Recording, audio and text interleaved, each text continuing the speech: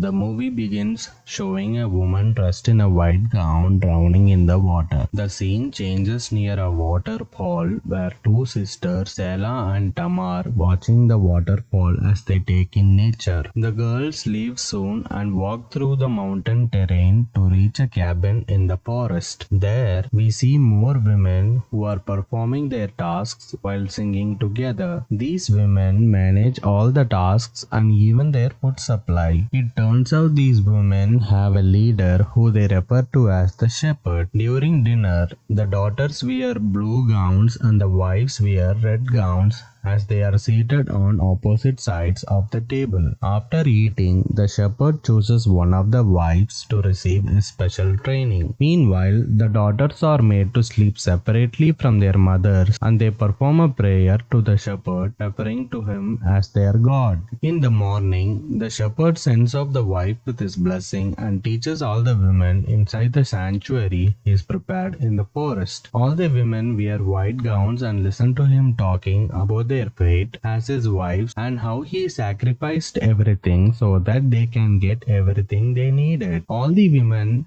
admire him as he speaks, but we find Sela lost in her own thought. After his teaching, the shepherd performs a ritual where he marks their faces as the women praise him and some women even cry in joy to receive his blessing every day. Afterward, Sela and Tamar are alone in the woods and the shepherd calls Sela alone. So she asks Tamar to head to their cabin first. The shepherd asks Sela to walk with him and mentions her not listening to his teachings earlier. Sela becomes defensive to hear this but realizes that he is only teasing her a little. The shepherd takes her loose hair and compliments her beauty. Sela then asks him about her mother, but the shepherd refuses to talk about her. He leans in for a kiss, while Sela expects eagerly as well. But he stops himself midway and tells her to ask the wives to rebraid her hair and leave. Seeing him leave, Sela cherishes this moment, feeling happy that it will soon be her turn to become his wife. Back in the cabin, Sela joins Tabitha, one of the daughters,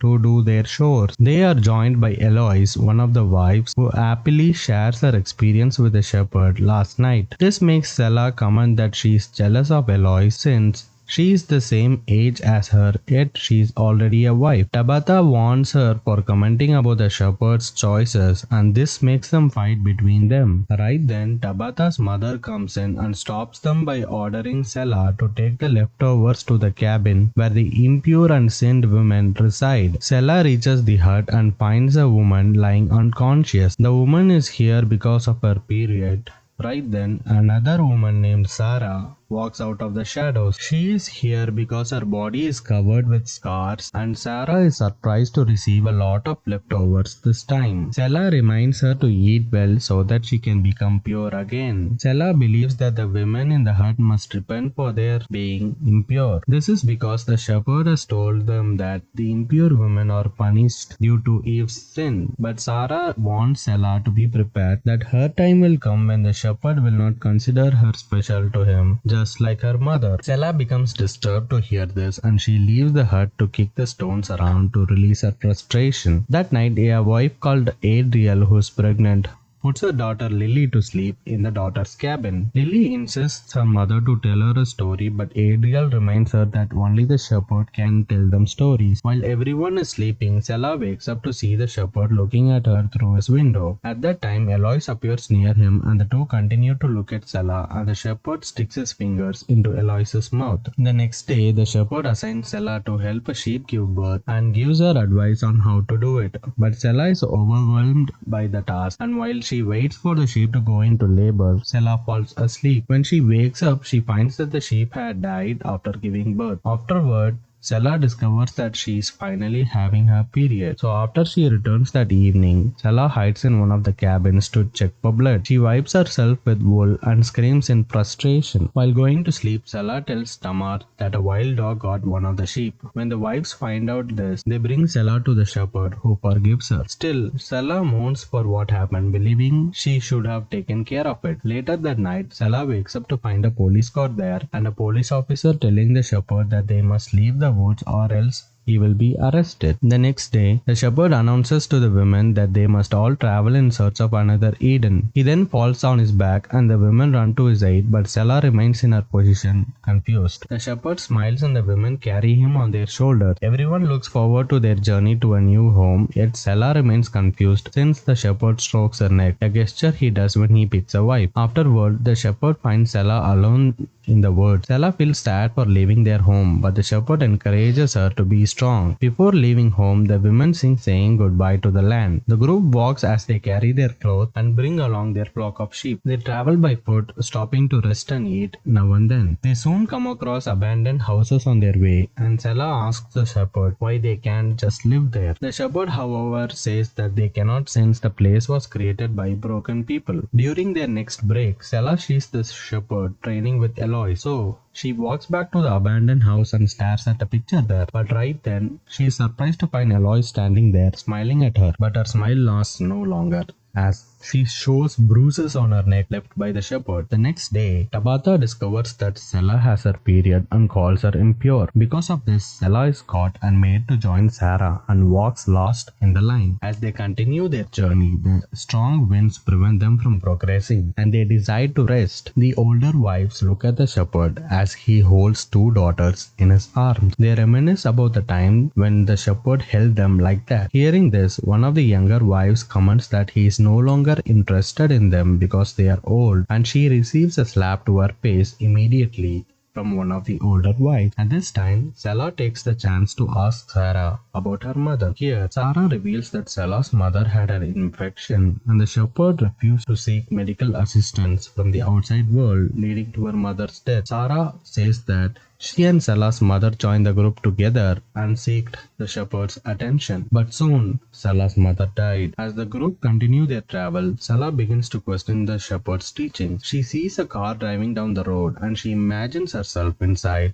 wearing a modern dress. Selah sees herself riding in it while Sarah and her mom are in the front seat. She begins to shed a tear as she imagines this. That night, Selah and Sarah talk about their sentiments towards the shepherd. Sarah shares an experience that she used to sneak out in the middle of the night and stand in her birthday suit by the waterfall, which made her feel liberated. Hearing this, Selah questions why Sarah didn't just leave. However, Sarah reveals that she doesn't know what's out there anymore and that she has nowhere to go. Later that night, the shepherd notices the closeness between Selah and Sarah. He uses Sarah's longing for him to his advantage and trains with her while everyone sleeps. The following day, Selah is allowed to walk with the rest of the group. The shepherd apologizes to Selah for leaving her with Sarah, who is impure. At this time, Ariel experiences contractions due to the hike. The daughters cling to each other as they listen to Ariel's screams. The other wives guide Ariel during her labor, but Ariel dies in childbirth. They prepare for her funeral and the shepherd tears Lily from her deceased mother. Sarah blames the shepherd for her death and even calls him Michael, which is his given name. The shepherd presides over the funeral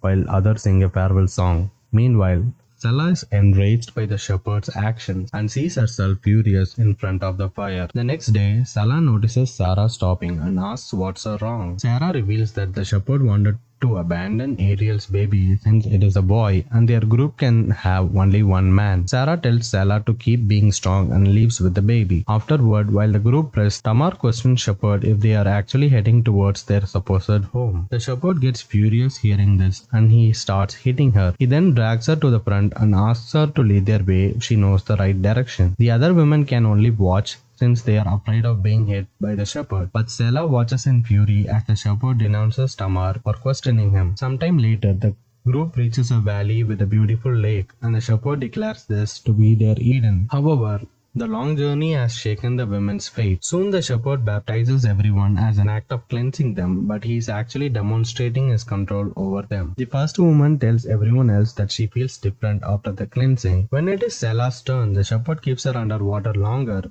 than the others. This is the scene we saw in the beginning of the movie, and Selah is reminded of all her anger, but the shepherd pulls her right then. That evening, the shepherd summons Selah to his tent, but Tamar advises her not to go. But Selah continues to leave because she knows that she must obey the shepherd. Inside his tent, the shepherd commands her to unbraid herself and compliments her beauty. He sticks his fingers in her mouth so she cannot scream. When he is done, Stella remains still, trying to figure out what she is doing here. Her limit is reached and she sees herself as her anger floods again. She dreams about the sisters devouring the shepherd. That night, Stella gathers the other daughters and tells them the story that Sarah told her and tries to awaken their mind that they deserve so much better. The story is about a woman who is standing in front of the waterfalls in her birthday shoot, which shows her where to go and be free. The daughters wake up the following morning and find that the wives are nowhere to be seen. They reach the lake to find the shepherd kneeling, and beside him are the wives' gowns. The shepherd tells them that the river carried the wives away at night. Hearing this, the daughters grieve the loss of their mothers, but the shepherd tells the daughters that they will have to become the wives now. He asks Stella to become his first wife and promises her